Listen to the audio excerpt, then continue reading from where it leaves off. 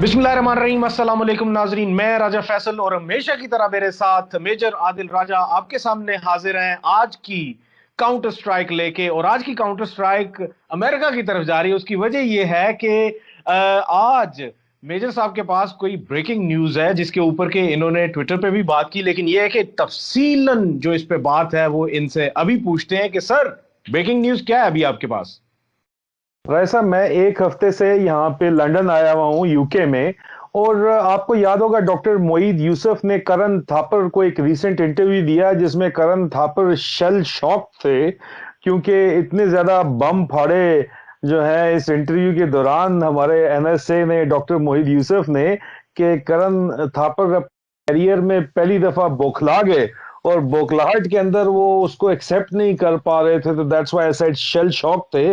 तो बहुत से बम में एक बम जो फड़ा हमारे डॉक्टर मोईद यूसुफ ने एनएसए ने, उन्होंने कहा कि इंडिया ने कोशिश की, हमें ट्रैक थ्रू डिप्लोमेसी के थ्रू हमें पैगाम भेजा कि हम आपसे बातचीत करना चाहते हैं इमरान खान गवर्नमेंट से, और इसको हमने रिफ्यूज कर दिया, हमने डिक्लाइन कर दिया क्योंकि हम उस वक्त तक हिंदुस्तान से बात नहीं करेंगे जब तक हिंदुस्तान पाकिस्तान में जो दहशतगर्दी करा रहा है, ये जो घुसपैठिए हैं इनके, वो पाकिस्तान के अंदर घुस के जो फंड कर रहे हैं बलूचिस्तान में टेररिज्म को, और खुल के इनकी जो अजित डोवाल डॉक्ट्रीन है, दुनिया में कहीं भी किसी मुल्क का एनएसए एक डिक्लेयर्ड टेररिस्ट नहीं है जहां के हिंदुस्तान के अलावा। हिंदुस्तान का ये जो अजित डोवाल उनका नेशनल सिक्योरिटी एडवाइजर है, ये एक डिक्लेयर्ड टेररिस्ट है, टेररिज्म के केसेस है इसके ऊपर, और इसको आपने एनएसए बनाया हुआ है और इसकी डॉक्ट्रीन के तहत आप दहशतगर्दी कर रहे हैं पाकिस्तान के अंदर।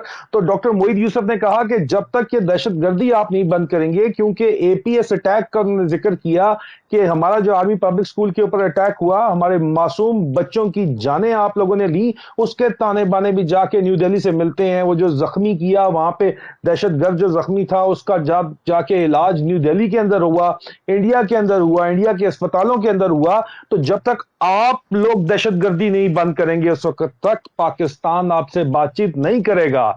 और आप लोग बात करना चाहते हैं और उसको इन्हें इसके ऊपर खत्म कर दिया। बहुत सी कयास आराइयां हुई कि जी ये शायद गल्फ स्टेट की तरफ से इन्होंने पैगाम भेजा था। वैसे तो गल्फ स्टेट का उससे तल्लुक जरूर है। मैंने यूके में आके यहाँ लंदन लंदन में अपने डिप्लोमेटिक सोर्सेज से बातचीत की और मैं पूरे हफ्ते इसके ऊपर मैंने काम किया, और यहाँ लंदन से ही फिर वॉशिंगटन भी राब्ता मैंने किया और वॉशिंगटन के डिप्लोमेटिक सर्कल्स में भी बातचीत की। तो पता ये चला राजा साहब कि एलएसजी वेल्स जो हैं ये एक यूएस स्टेट डिपार्टमेंट की डिप्लोमेट हैं, रियाद एम्बेसी के अंदर भी रह चुकी हैं जो यूएस एम्बेसी है, और आजकल एक्सन मोबाइल की एडवाइजर हैं। तो उन्होंने ये जो है रिक्वेस्ट नरेंद्र मोदी गवर्नमेंट की इमरान खान गवर्नमेंट को कन्वे की कि आप प्लीज बातचीत करें, क्योंकि नरेंद्र मोदी के हवासों के ऊपर इमरान खान सवार हैं। इसी वजह से वो नवाज शरीफ को फुल फ्लेज सपोर्ट कर रहे हैं पाकिस्तान में एनार्की फैलाने के लिए। लेकिन एलएसजी वेल्स ने ये रिक्वेस्ट पाकिस्तान गवर्नमेंट को ट्रैक टू चैनल्स के थ्रू, मतलब के जो कि आपको पता है सरकारी चैनल्स के थ्रू तो जो है वो गवर्नमेंट टू गवर्नमेंट रिक्वेस्ट होती है, ये ट्रैक टू चैनल के थ्रू। और उनके जानने वाले पाकिस्तान में बहुत ज्यादा हैं, खासतौर पे जब वो रियाद में रही हैं, जो यूएस एम्बेसी रियाद में पॉलिटिकल मिलिट्री ऑफिसर रही हैं, तो उन्होंने पाकिस्तानियों से काफी ताल्लुकात डेवलप किए और अंबानी के साथ इंडिया में भी उनके ताल्लुकात हैं।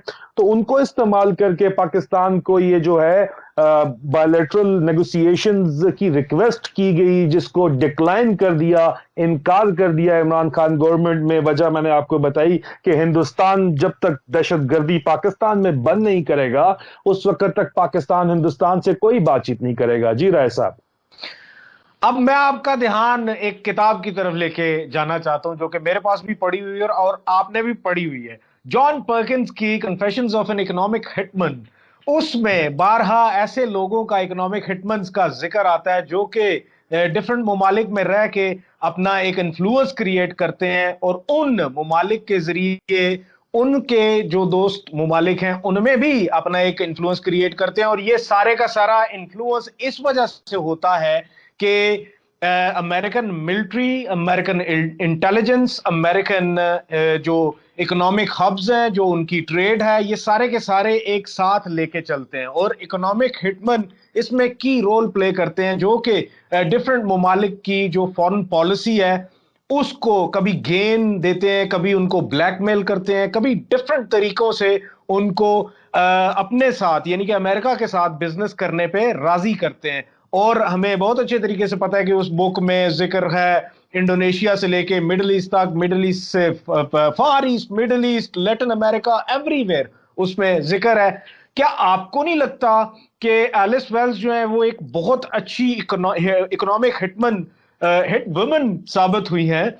और इस सिलसिले में कि उन्होंने बड़े ही अच्छे तरीके से इंडिया में भी अपनी सह बनाई, जिसमें कि अंबानी के साथ उनकी दोस्ती किसी से ढकी छुपी नहीं है। वो अंबानी के जरिए उन्होंने फिर ये किया कि इंडिया में अपना इन्फ्लुएंस क्रिएट किया, और इंडिया में उस इन्फ्लुएंस के तहत अब इंडिया की जो छोटी मोटी ट्रेड थी चाइना के साथ, जो कि अमेरिका का कंपटीटर है, उनका उधर से सफाया करवा दिया और उनके साथ इनको आमने सामने ला खड़ा किया और अपनी अब ट्रेड वहां पे लाने को तैयार है। और साथ ही साथ ये कि आपने बिल्कुल दुरुस्त फरमाया कि हो सकता है, क्योंकि इनका एक्सपीरियंस, गुज़श्ता एक्सपीरियंस बहुत ही अच्छा रहा सऊदी सऊदी अरब में काम करने का, इसीलिए she has always been poking her nose into Pakistan affairs as well. ये कोई पहली दफा नहीं है, बहुत अरसे से नोज पोक कर रही थी। तो आपको नहीं लगता कि इन्होंने बड़े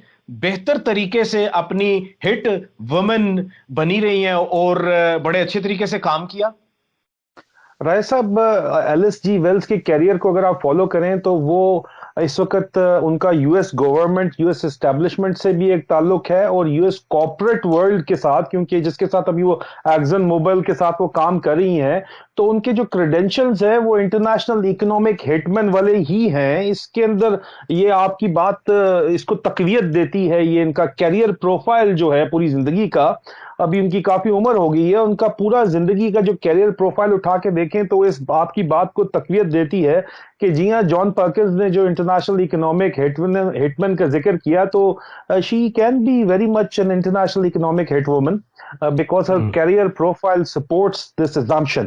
but it is an assumption, we don't have a proof. But इसके अंदर भाई साहब देखना ये हमें पड़ेगा कि चाइना पाकिस्तान इकोनॉमिक कॉरिडोर के खिलाफ भी इन्होंने काफी बातें की हैं, और हमारे दुश्मनों का, जिसमें हिंदुस्तान सबसे बड़ा दुश्मन है और चाइना की मुखालफत अमेरिका करता है, अमेरिका का भी ये ख्वाहिश है और उनकी एफर्ट है कि 2021, और उनका ख्याल ये है कि जब हमने इसके ऊपर काफी दफा जिक्र किया कि 2021 के एंड तक, दिसंबर 2021 तक अगर चाइना पाकिस्तान इकोनॉमिक कॉरिडोर को ब्लॉक ना कर दिया गया, खत्म ना किया गया, तो ये इरिवर्सिबल हो जाएगा। इसी वजह से अभी आपको नजर आया कोयटा पीडीएम के जलसे में भी जो नवाज शरीफ की पार्टी और इसके हवारी हैं, इन्होंने सीपेक के ऊपर अटैक किया। डॉक्टर मालिक जो है वो नून लीग का ही लीडर है ना, जो इनका चीफ मिनिस्टर रहा हुआ है, इसने अटैक किया सीपेक के ऊपर।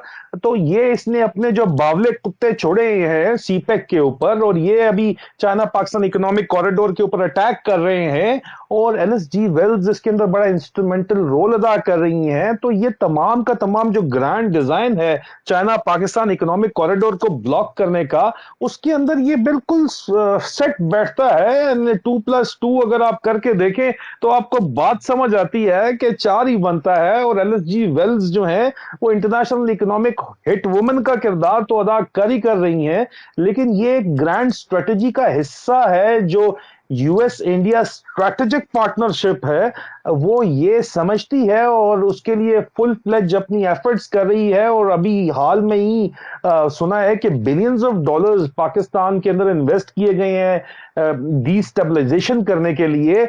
और ये तमाम चीजें जो हैं ये इसी तरफ हेड कर रही हैं कि चाइना पाकिस्तान इकोनॉमिक कॉरिडोर को किसी भी तरह ब्लॉक किया जाए, क्योंकि ये Chinese one belt one road initiative की फ्लैगशिप है। तो ये तमाम का तमाम जो हाइब्रिड वॉर हमारे ऊपर लॉन्च की जा रही है, उस सिनेरियो के अंदर आपने जो बात की वो बिल्कुल ऐसा फिट बैठती है अंदर। ये सब कोशिश तो यही कर रहे हैं, लेकिन तदबीर करने वालों को नहीं पता कि सबसे बड़ा तदबीर करने वाला अल्लाह ताला है। जी, हमारे कुरान में लिखा हुआ है, हमारा ईमान है राय साहब जी। मेरे साहब, गुजरांवाला का जलसा, कराची का जलसा, फिर कोयटा का जलसा, जी तकरीरें अगर आपने भी सुनी होगी, मैंने भी सुनी सारी की सारी। उन सारी तकरीरों में आपको क्या सुनने को मिलता है? उन सारी तकरीरों में यह सुनने को मिलता है कि जीबी जो गिलगित बल्तिस्तान सूबा क्यों बना रहे हो, नहीं बनना चाहिए। अच्छा, उसके बाद हम्म, आपको क्या मिलता है कि जजीरे बलोचिस्तान और सिंध की मलकियत है, हम वफाक को नहीं लेने देंगे। मतलब वफाक को अगर लेने दिए, that means they become part of CPEC, वो सीपैक के लिए है जी सारे का सारा। जी तीसरी बात उनकी तरफ से क्या होती है कि सीपैक के ऊपर सवालिया निशानात। चौथी बात, कल की एक जो तकरीर है एक इंपॉर्टेंट पर्सनैलिटी की, उस तकरीर में यह था कि ऑब्वियसली एक तो उन्होंने ये कहा कि बलूचिस्तान को अलहदा करो, उसके बाद माफिया तनाफियां करने की कोशिशें हो रही हैं। एक और तकरीर ये हुई जिसमें यह कहा गया कि सीपैक का पाकिस्तान को कोई फायदा नहीं है, खुसूसन बलूचिस्तान को कोई फायदा नहीं है, और ये सिर्फ और सिर्फ पाकिस्तान को 7 से 8% मिलेगा, बाकी सारे का सारा चाइना यहां से ले जाएगा। वो जी लोगों हाँ, के दिल में सीपैक के लिए नफरत क्रिएट करना। फिर उसके जी फौरन बाद फिर उसके फौरन बाद आपको बहुत अच्छे तरीके से पता है कि इंडिया इंडिया के अंबानीज अंबानीज की दोस्ती एलिस वेल्स के साथ। एलिस वेल्स का माजी गुजरता है कहां पे? रियाद में। ऑब्वियसली जब जी एलिस वेल्स का माजी वहां पे गुजरता है तो उनकी वहां पे एक बहुत ही अच्छी इन्फ्लुएंस भी होगी। फिर जी उनका आगे एक इन्फ्लुएंस जो कि नजर आता है वो नून लीग पे नजर आता है, क्योंकि ये सारे के सारे हम हाल हम नवा हैं, ये सारे के सारे जी पीछे कवाली के पीछे तालियां बजाने वाले हैं। जी यहां बिल्कुल आप बिल्कुल। आपको नहीं लगता कि इन रीसेंट टाइम्स या तो एलिस वेल्स नवाज शरीफ से मिली है, या फिर एलिस वेल्स के हवाले से कोई ना कोई जाके मियां साहब से मिला है, या मियां साहब का कोई सेकंड थर्ड मैन जो है वो एलिस वेल्स के साथ जाके मिला है, और ये सारे का सारा एक बहुत बड़ा प्लान है जो कि एग्जीक्यूट करने की कोशिश की जा रही है पाकिस्तान में। राय साहब, एलिस वेल्स को लार्जर देन लाइफ पर सोना देने की कोई जरूरत नहीं है। ये जो पूरी की पूरी मशीनरी पाकिस्तान के खिलाफ इस्तेमाल हो रही है, उस मशीनरी का एक पुर्जा जरूर है वो, लेकिन इससे बड़ा उनका कोई इतना बड़ा अहम रोल नहीं है। इस तरह के बेतहाशा एलिस वेल्स बैठी हुई हैं जो कि जो है ये दलाली करने पे तैयार है हिंदुस्तान के लिए और अमेरिका के लिए, क्योंकि उन जो नेशनल इंटरेस्ट है, जो स्ट्रेटेजिक इंटरेस्ट है इंडिया का और यूनाइटेड स्टेट्स ऑफ अमेरिका का, उसको यही सूट करता है कि पाकिस्तान में चाइना पाकिस्तान इकोनॉमिक कॉरिडोर जो है वो उसको रिवर्स किया जाए। उसको रिवर्स करने के लिए पाकिस्तान आर्मी को हिट करना, कमजोर करना और पाकिस्तान की प्रेजेंट गवर्नमेंट को कमजोर करना, ये एक बहुत ही इंपॉर्टेंट माइलस्टोन है। अगर आप पाकिस्तान आर्मी को के खिलाफ जो है अपनी मूवमेंट चलाएंगे तो तभी चाइना, क्योंकि चाइना पाकिस्तान इकोनॉमिक कॉरिडोर की सिक्योरिटी की जिम्मेदारी जो है वो पाकिस्तान आर्मी के पास है, इसलिए पाकिस्तान आर्मी ही इस प्रोजेक्ट को लेके 2004 में प्रेसिडेंट मुशर्रफ ने चाइना में जाके प्रोजेक्ट प्रेजेंट किया और वहां से इसकी शुरुआत हुई। और आज दिन तक अगर चाइनीज कंफर्टेबल हैं और चाइनीज समझते हैं कि पाकिस्तान में अगर हम काम कर सकते हैं तो पाकिस्तान आर्मी की पार्टनरशिप में ही वो करना चाहते हैं, और उसके बगैर वो काम करने पर तैयार ही नहीं है। इसलिए चाइना पाकिस्तान इकोनॉमिक कॉरिडोर को खत्म करने के लिए पाकिस्तान आर्मी के ऊपर हमला करना और पाकिस्तान आर्मी के खिलाफ नफरत फैलाना और पाकिस्तान आर्मी के ऊपर इल्जाम लगाना, जो कि हमने पीडीएम के तमाम जलसों में देखा, वो इनका प्राइमरी ऑब्जेक्टिव है। ये वो गद्दार हैं, ये वो दलाल हैं जो दुश्मन का एजेंडा लेके पाकिस्तान के अंदर फसाद फैलाना चाहते हैं। कभी फिरका वारियत का फसाद फैलाने की कोशिश करते हैं हिंदुस्तान के साथ मिलके, कभी ये आप देखें इकोनॉमिक इंस्टेबिलिटी फैलाना चाहते हैं, पॉलिटिकल इंस्टेबिलिटी फैलाना चाहते हैं। और ये तमाम के तमाम आप पूरे का पूरा सिनेरियो देखें तो देखें कि गल्फ स्टेट्स भी इनके साथ पार्टनरशिप है, और उसके अंदर इसराइल का एक बहुत बड़ा रोल है कि हम उनको एक्सेप्ट नहीं करते, और जो भी मुल्क इसराइल को एक्सेप्ट करता है उसके साथ अमेरिका भी नरम पड़ जाता है, और उसके लिए ये तमाम जो है एफएटीएफ भी माफ हो जाते हैं। सूडान की मिसाल आपके सामने है। सूडान ने उनको एक्सेप्ट किया है, तो उनको तमाम जो है सैंक्शंस रजीम से निकाल दिया गया है।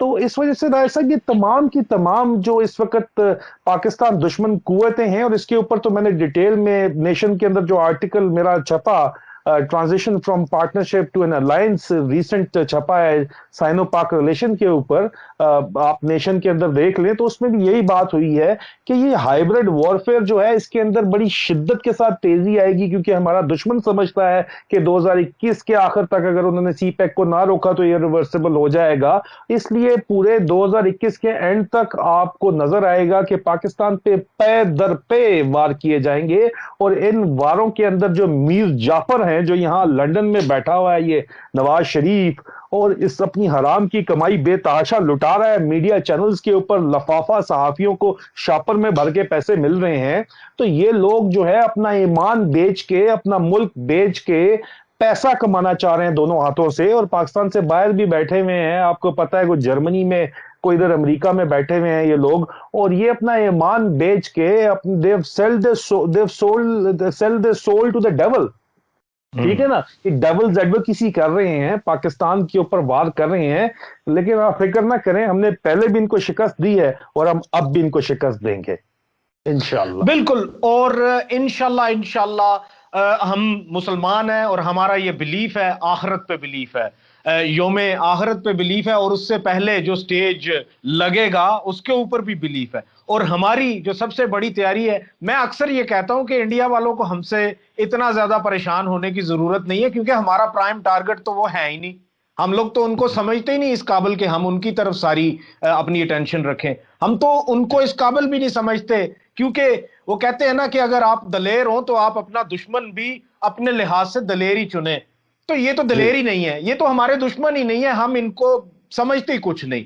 हमारा तो असली जो दुश्मन है वो हमें बहुत अच्छे तरीके से पता है, और उसके लिए हम तैयार हैं। और उसके लिए हमारे कुरान पाक में भी लिखा है और नबी पाक सल्लल्लाहु अलैहि वसल्लम की अहादीस से भी साबित है।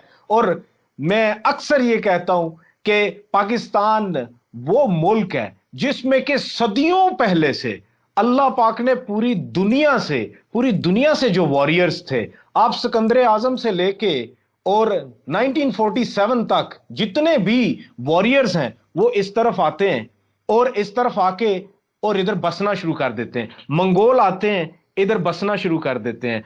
तुर्क भी इधर बसे, अरब भी इधर बसे। जो जो वॉरियर्स थे वो इधर बस गए, और इधर के जो मुकामी वॉरियर्स थे वो भी मुसलमान होके इधर बस गए। जब ये सारे के सारे बस गए, मुकामी वॉरियर्स की बात जब हमने की, तो हम अपनी तरफ, मेजर साहब आप भी और मैं भी, हम एक ही खानदान से हैं, और हम लोग हैं राजपूत खानदान से, और नर राजपूत खानदान से, चिब राजपूत खानदान से। और ये वो खानदान है जो कि जिसकी जान पहचान ही लड़ाई और वॉर, बस और कुछ भी नहीं। और दूसरी बात यह है कि ये सारे के सारे जब इधर इकट्ठे हो गए, तो फिर अल्लाह पाक ने कहा कि अब वक्त है, अब पाकिस्तान बनाओ। और ये पाकिस्तान पाक सरजमीन है, और ये अल्लाह पाक ने बनाई है और किसी वजह से बनाई है। और इंडियंस को चाहिए कि हमसे इतना ना खौफजदा हुआ करें, ये हम उनको कुछ नहीं समझते, हमें और भाई किसी साहब और कॉज ये के लिए जो बनाया हमें है। डराते हैं ना, ये हमें एफएटीएफ वगैरह से डराते हैं, ये ढकोसलों से। हाँ, इनका ख्याल है एफएटीएफ की तलवार से हमें डरा देंगे, फिक्र ना करो, तुम्हारा इसका भी इलाज हम करेंगे। अगली दफा हम बिल्कुल एफएटीएफ, तुम लोग तो हमें ब्लैक लिस्ट करवा बैठे थे, फिर भी हम ग्रे में बैठे हैं, हम व्हाइट में वापस भी आ जाएंगे, और इसके बावजूद तुम्हें मारेंगे। हमें ये एफएटीएफ जैसी तलवारें और ढकोसले नहीं रोक सकते। तुम लोग फिक्र ना करो, हम लोग जो है तुम्हें देखेंगे, फिक्र ना करो। तुम लोग जो डरे हुए हो तो सही डरे हुए हो। बिल्कुल। और इसी बात के साथ मैं और मेजर आदिल राजा आपसे इजाजत। आज की काउंटर स्ट्राइक के लिए हमारे पास यही कुछ था। इंशाल्लाह अगले प्रोग्राम के साथ फिर हाजिर होंगे। आपको हमारी तरफ से एक सुर्ख सल्यूट। बहुत बहुत शुक्रिया।